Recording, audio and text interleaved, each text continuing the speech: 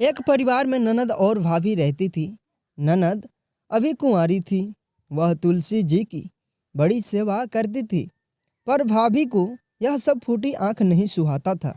कभी कभी तो वह गुस्से में कहती, जब तेरा विवाह होगा तो तुलसी ही खाने को दूंगी और तुलसी ही तेरे दहेज में दूंगी। समय गुजरता गया। जब ननद की शादी हुई तो उसकी भाभी ने बारातियों के सामने तुलसी का गमला फोड़कर रख दिया। भगवान की कृपा से वह गमला स्वादिष्ट व्यंजनों में बदल गया।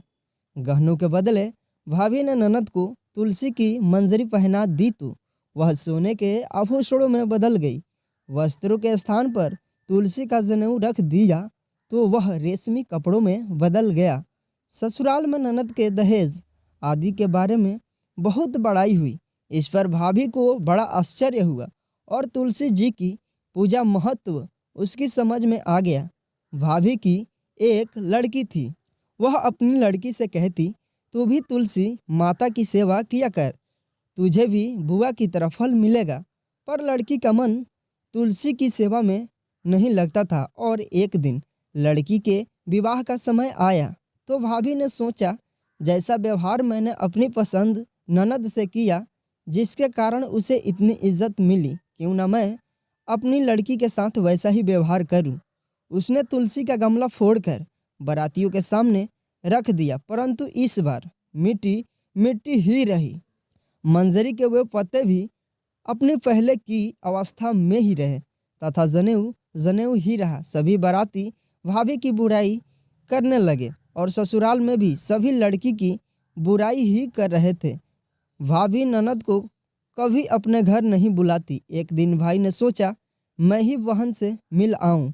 उसने अपनी इच्छा पत्नी को बताई तथा सौगात ले जाने के लिए कुछ मांगा।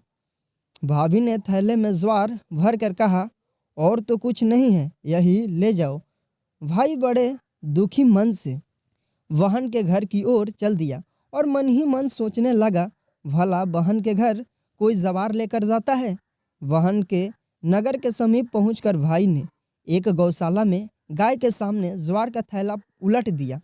तब गौपालक ने कहा, ए भाई, सोना मोती गाय के आगे क्यों डाल रहे हो?